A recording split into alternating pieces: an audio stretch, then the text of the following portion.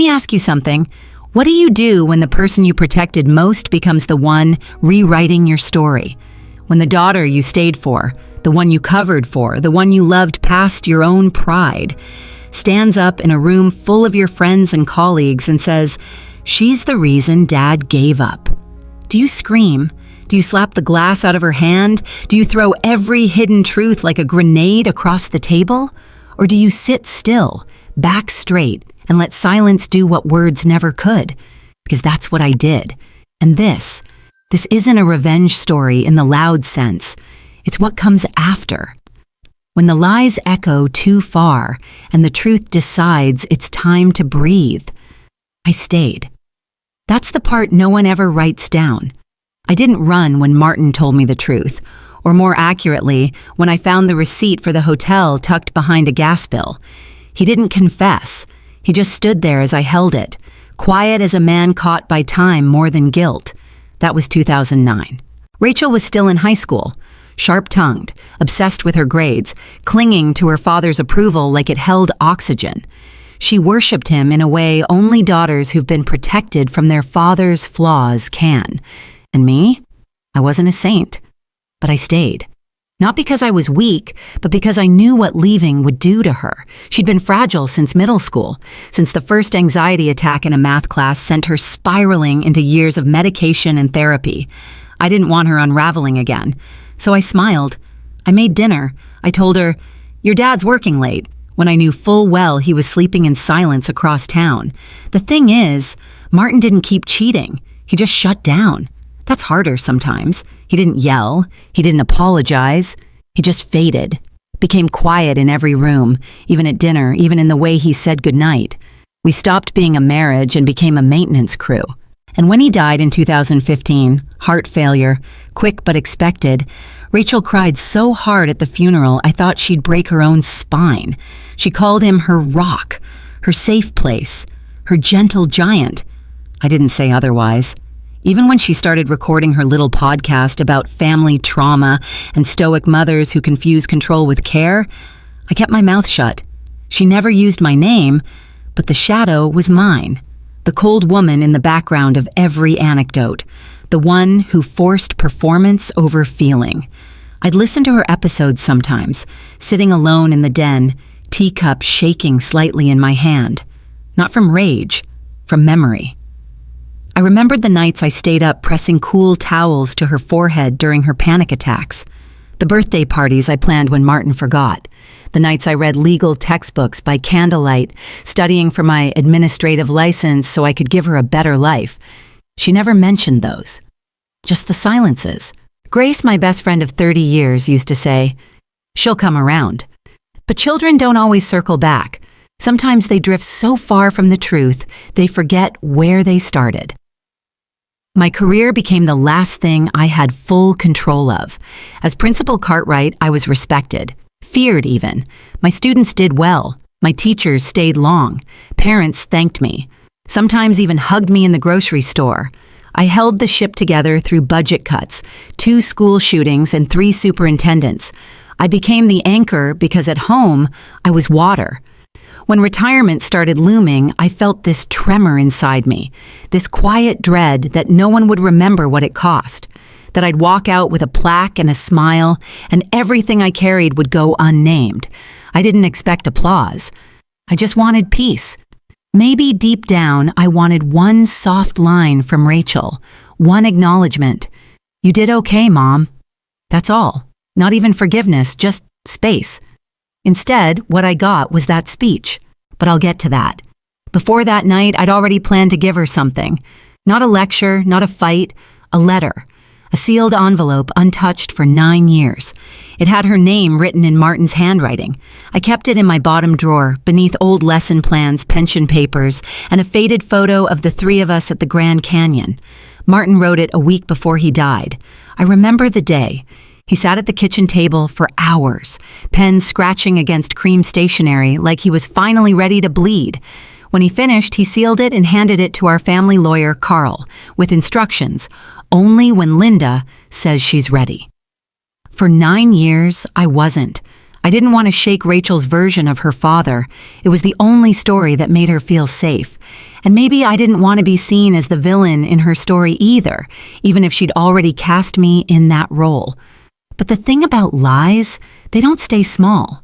They grow roots. And one day they bloom on a stage you built yourself, right in front of everyone who ever believed in you. I was tired. Not angry, just done pretending that my silence meant guilt. I had stayed. That was my sin. That was my gift.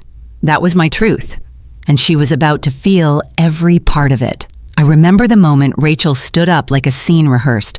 Not just the words, though those were brutal enough, but the poise, the posture, the smile that looked like it had practiced in a mirror. We were seated at the head table in the conference center ballroom. White tablecloths, flickering candlelight, catered salmon no one really touched.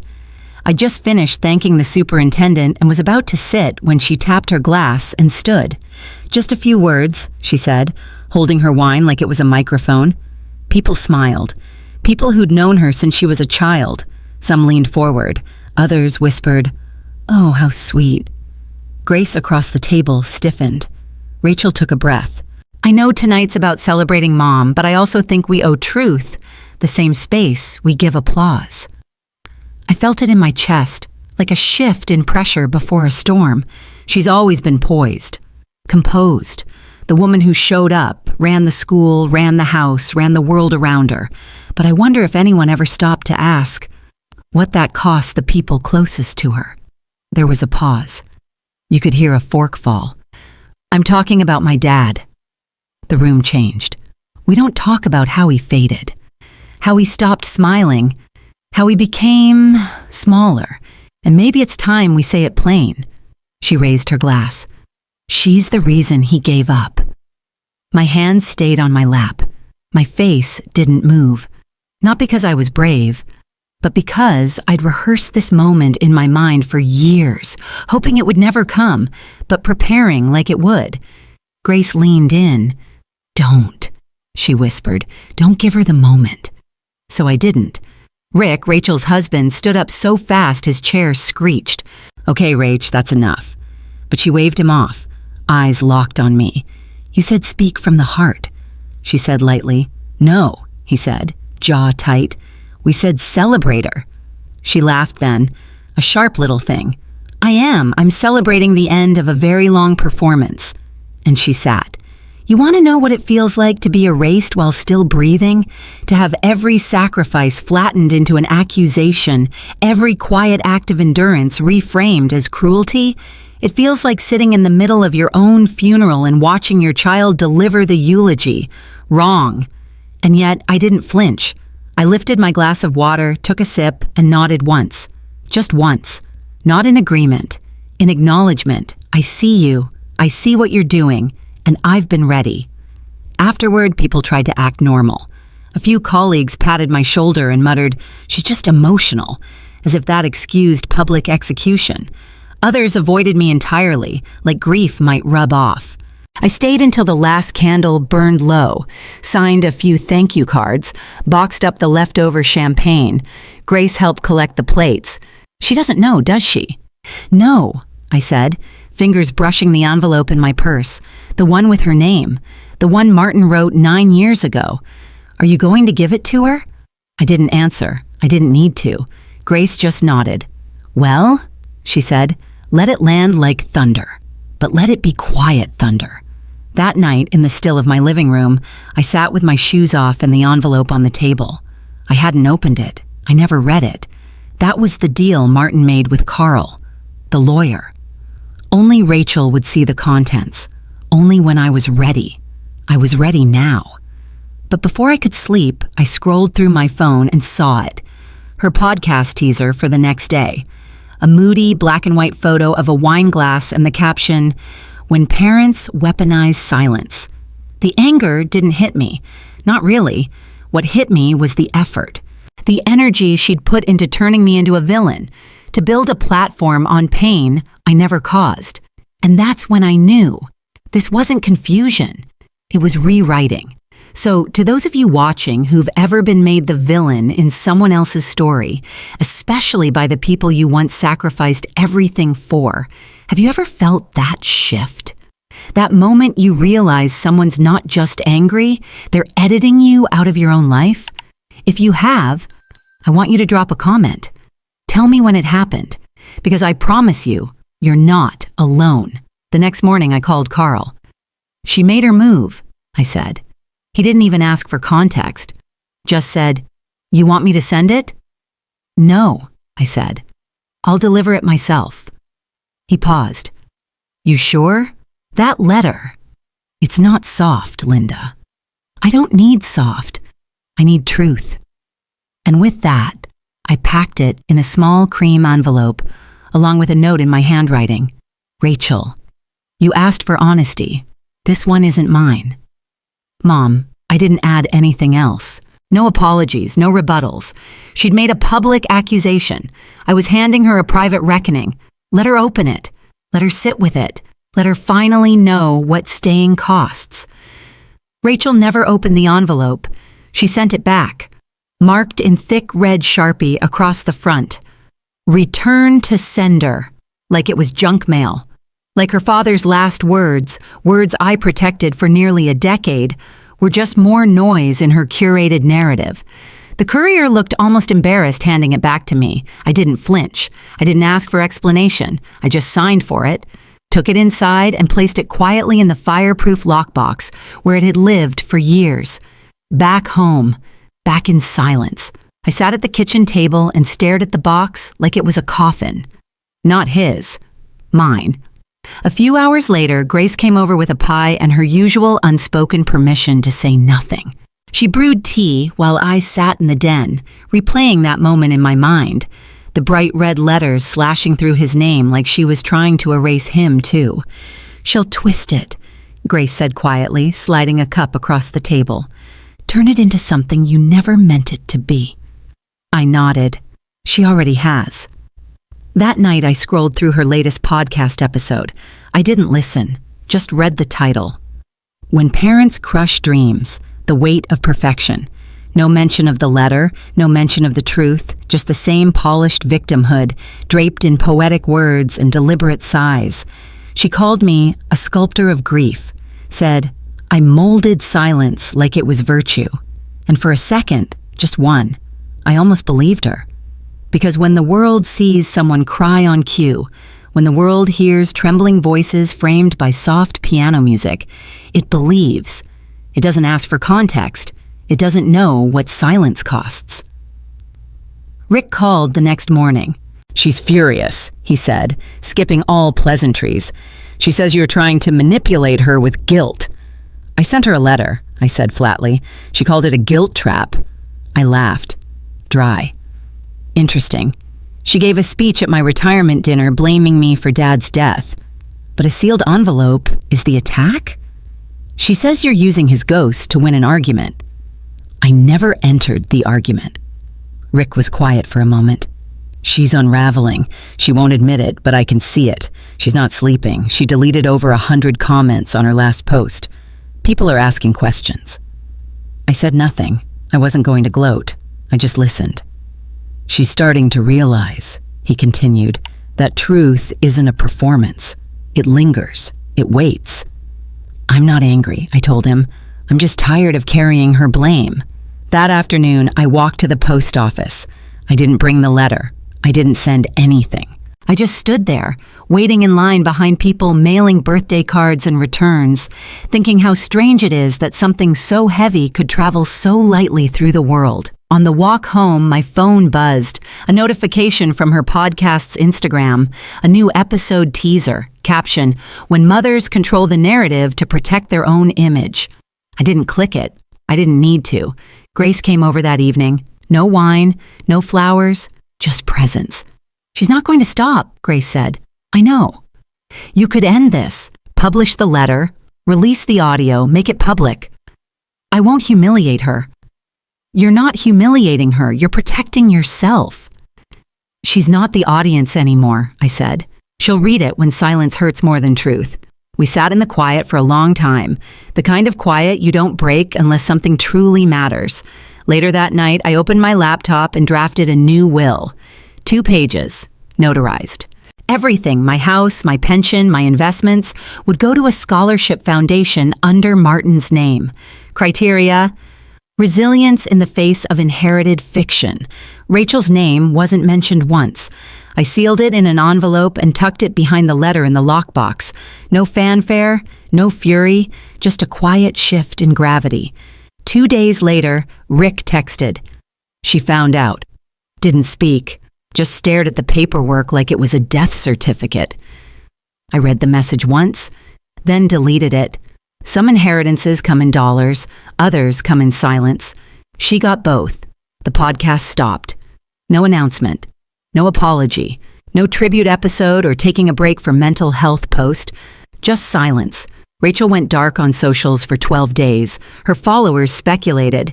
Burnout, rebranding, maybe a new project. Some guessed grief, but no one could explain it with certainty. That's the thing about a persona built on being the wounded daughter. When the audience starts asking who really caused the wound, everything shakes. Rick called again. I picked up on the second ring. She's not well, he said, voice low like he didn't want the walls to hear. I stayed silent. She won't say it, but something's cracked. I caught her sitting on the floor of the guest room last night, just staring at her phone, not scrolling, not recording, just still. What was she looking at? I asked. She'd pulled up a photo. Her 10th birthday, the one at the lake. I remembered that photo. Martin had forgotten the cake.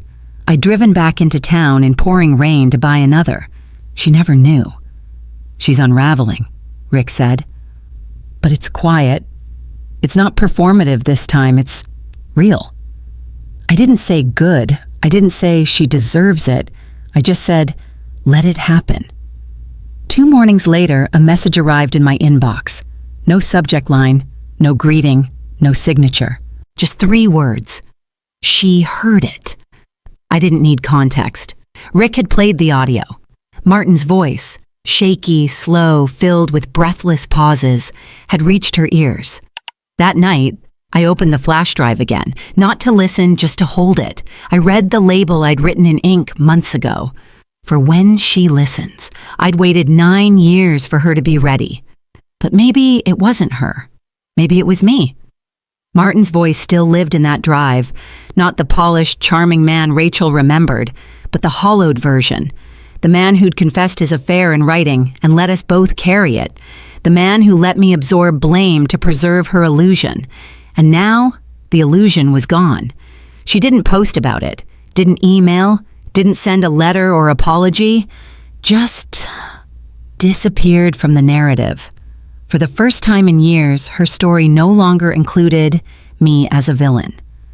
That was louder than any "I'm sorry." Later that week, I received an invitation from the Boise Education Alliance. They wanted me to speak at the statewide retirement conference. I read the email twice before replying. Subject line, Endurance and Grace, Lessons They Don't Write into Curriculum. I didn't need a stage, but I'd spent too long being background noise in a story that wasn't mine. At the conference, I wore my navy suit, no jewelry, no makeup beyond powder. I walked up to the lectern with 3 pages and a breath I didn't know I'd been holding. They told us, I began, that if we showed up every day and did our jobs with heart, everything else would fall into place. That the students would remember, that our families would understand. I paused, let the air settle. That wasn't always true. There was no mention of Rachel, no hint of Martin. But those who listened closely heard the grief stitched between the lines. They heard the woman who stayed when she could have left. The woman who protected someone who later turned her into content. Afterward, a woman from the audience hugged me, said, "You made me feel seen." That night, I walked through my garden barefoot, just me and the scent of lavender and wet soil. I didn't need to explain anything anymore. The truth had already left the room. The next morning, a letter arrived, handwritten, no return address, slanted handwriting I recognized instantly. Rachel. She hadn't signed it, but I didn't need a signature to know my own child's loops and pressure points. It wasn't an apology. Not really. It was a detour. "I didn't know how else to grieve," she wrote. "I mistook your stillness for indifference." I needed someone to blame. I read it twice, folded it neatly, then wrote a single sentence on a yellow post-it note and sealed it in an envelope. Grief is no excuse for cruelty, no salutation, no punctuation, no return. I dropped it in the mail before I could second-guess myself. The mailbox snapped shut with a sound that felt like closure, but I didn't call it that. I called it a boundary, a new will, a new truth, a new silence. And in that silence, I stood, not defeated, but free. After sealing that post-it note and slipping it into the mailbox, I felt something shift inside me, like the tide finally turning after a lifetime of gentle erosion. I went home and sat at my desk, the one cluttered with lesson plans and faculty evaluations for 4 decades. I pushed them aside and opened a blank document titled Cartwright Family Scholarship Guidelines. I typed slowly at first, then with growing certainty. The Martin Cartwright Memorial Scholarship, established to honor resilience in the face of inherited fiction. I wrote the vision statement, helping students who've endured family trauma still manage to stand tall in the classroom. I outlined eligibility. Applicants must submit a short essay describing how they overcame a narrative written about them. I set the award amount equal to my first year's pension. Then I paused, fingers hovering over the keyboard, and whispered, "This is your legacy too, Martin." The next morning I called Carl, my lawyer. "I want Rachel's name removed from my will," I said, "and every asset redirected to the scholarship fund." Carl didn't hesitate. He'd expected this. "I'll have the updated trust documents ready by Friday," he said. "Anything else?" "Nope," I replied. "That's it." I spent the rest of the week drafting a heartfelt op-ed for the Colorado Tribune. I titled it, "Why I Refuse to Rewrite My Story." I wrote about showing up every day, not for recognition, but because I believed that staying meant something. I spoke of my students who'd faced homelessness, abuse, and abandonment, yet still managed to learn how to love books and poetry. I revealed nothing about Rachel or Martin's affair, just broad strokes of the sacrifices behind every quiet educator. When I clicked publish, I felt my chest unclench, like I'd been holding my breath since 2009. To my surprise, the response was immediate. Emails from former students who thanked me for believing in them. Comments on the Tribune website praising my honesty. One former colleague wrote, "I never knew the reason you stayed was also your strength." Another said, "This piece made me look at my own mother differently." I read them all, but I didn't reply. I didn't need to. In that moment, I was not battling for my reputation. I was simply free. Meanwhile, Rachel posted a single black square to her Instagram story with the caption, "I thought I was healing. Turns out I was just hiding." No hashtags, no selfies, no attempt at spin. Just those 6 words. I didn't comment. I didn't text Rick. I just smiled, because I knew she'd heard more than she could admit. Over the next month, I visited the bank with Carl to fund the scholarship account. We signed papers in a small conference room, the kind with the faux wood table and 2 bright fluorescent lamps. I watched ink dry on signatures that redirected my house, my savings, my investments. When it was done, Carl said, "You did good, Linda." I thought of Rachel, out there wondering how to spin a story that no longer belonged to her. And I thought of the students who would apply for a scholarship because someone else's fiction tried to bury them. Then came the official ceremony, low-key, invitation only, held in the old high school library. Rows of books lined the walls. A handful of trustees, 2 of my former teachers, and a dozen students leaned forward in folding chairs. I didn't wear my Navy suit this time. I wore a simple gray cardigan, jeans, and my favorite loafers. Comfortable, unpretentious, just like me when the spotlight wasn't on. I approached the podium and looked out at the faces. No cameras, no streaming, just people who knew me as someone who stayed. I cleared my throat. When I was 27, I almost walked away from teaching and from life because I believed the story I'd been handed was true. I thought I'd failed everyone I loved. But one day, I realized that staying doesn't mean you've lost. It means you believe in something bigger than yourself. Today, I'm proud to launch this scholarship so that whoever picks up a pen to tell their own story won't have to be alone, because every narrator deserves an ally. The applause was warm, sustained. No gasps, no tears, just solid respect. A student stood and said, "Thank you for writing a new chapter." Afterward, I walked through the silent stacks, inhaling the old book's scent, and thought, this is what quiet rebirth feels like. Not fireworks, not dramatic confrontation, just the steady rebuilding of something meaningful. That evening, I sat on my porch with Grace. We shared a bottle of sparkling cider and watched fireflies drift over the lawn. Grace turned to me. "You look happy," she said. "I am," I replied. "I finally stopped carrying that weight." Does it sting?" she asked. "Rachel being cut out of your will?" I took a sip. The cider was crisp and slightly too sweet. "Maybe for a moment," I admitted. "But more than anything, it feels like planting a tree. I might not see the shade it gives, but I know it's there." Grace touched my hand. "Then it's done." That night, I dreamed of a classroom. Desks empty, chalkboard clean. In the corner sat an envelope addressed to future students. I opened it and found dozens of essays, some hopeful, some desperate, but all handwritten, raw and real. I read a few lines. I survived because someone believed my story. I woke up smiling, the dream lingering like a promise. As autumn settled in, I heard about the first scholarship applications, a high school senior whose father abandoned her, a teen who filed for emancipation, a young man caring for his siblings after his mother's overdose. I read their essays, each one echoing that sense of being unseen, misunderstood, and silenced. And I realized this was my quiet rebirth too. I wasn't just a retired principal anymore. I was a guardian of truth, a champion for those whose stories had been stripped away. All because I finally refused to let silence be my only legacy.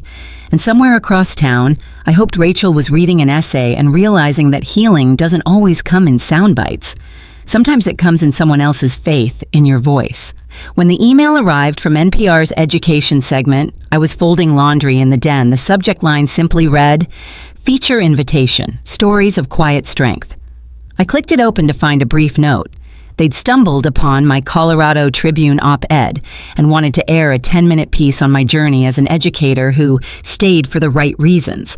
They asked if I'd record a voiceover or do an interview. I paused, fingers on the keyboard. My first instinct was to decline. No microphones, no stage lights. But then I thought maybe this time truth deserved a voice. I agreed, but on my own terms. I sent a short reply. "I'll record the narration. Please send the script. I'll stick to the words you've already shared. No extras." A week later, I sat at my kitchen table reading from my own essay while the morning sun spilled across the countertop. I didn't mention Rachel. I didn't mention Martin's confession. I simply read. Showing up isn't weakness. It's the quietest form of courage. When the segment aired that evening, I watched on a muted TV in my living room. The narration ran over images of my old classroom, blackboards and empty desks, then shifted to photos of scholarship recipients holding oversized checks with subtle smiles. Listeners called in afterward to share how the story moved them. One teacher said she'd just gotten her master's at 50. A single mother wrote she felt seen for the first time in years. I didn't react. I sat very still and let their voices fill the room instead. A few days later, a local women's group invited me to a community champions luncheon, an invitation-only affair at the City Hall Rotunda. They'd discovered me through the NPR piece and wanted me to accept a small award for demonstrating that endurance can be transformative. I wore my gray cardigan and jeans, the same ones from the scholarship ceremony, and drove myself downtown. When I arrived, I tucked the award envelope into my purse and slipped past the podium. I left before anyone could notice. As I walked out, I overheard someone say, "She must have decided recognition doesn't need an audience." I smiled. Instead of the luncheon, I visited the old middle school library where the Martin Cartwright Memorial Scholarship display had been installed.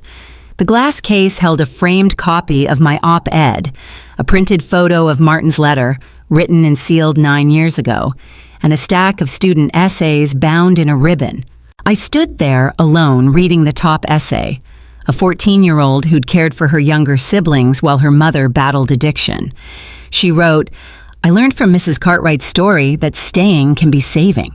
My throat caught, but I didn't cry. I simply placed my hand flat against the cool glass and let the weight of all those untold sacrifices settle into the unspoken space between us. That evening, Adele came by with 2 mugs of chamomile tea and a plate of lemon bars. We sat on my porch swing while fireflies danced over the lawn. The night air smelled of damp grass and lavender from my garden. Adele handed me a small envelope. Inside was a thank you note from the school librarian. "Your story reminds every teacher that our silence can be our strength. Thank you for giving voice to quiet endurance." I folded the note and tucked it into my journal, next to the page where I first wrote, "I stayed for her, but this scholarship stays for them." Adele watched me with wet eyes. "You've changed lives," she said. I shrugged. "I just stayed." A few days later, I found myself walking the perimeter fence of Pine Brook High School, the place where I spent most of my career. The peeling paint on the chain-link fence, the blacktop where students once raced to class. The old oak tree by the auditorium where we held graduation ceremonies. It was all the same, yet different. I pressed my palm against the cold metal and whispered into the wind, "It's done. I don't have to carry their story anymore." A gentle breeze rustled the leaves, as if the campus itself was exhaling with me. When I got home, I checked my phone. A comment had popped up on the NPR website under the education segment. This story gave me hope that staying can be its own victory. Thank you, Mrs. Cartwright. 12 hearts, 5 shares.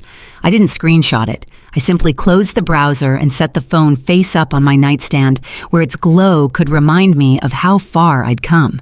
Before I turned off the light, I thought of Rachel. I haven't heard from her in months. No new podcast, no social posts. She's silent at last. Maybe she's writing again, this time from a place of truth. Or maybe she's simply listening. To everyone watching, have you ever felt your sacrifices get rewritten by someone you loved? Have you ever chosen silence over conflict, only to wonder if it was the right choice?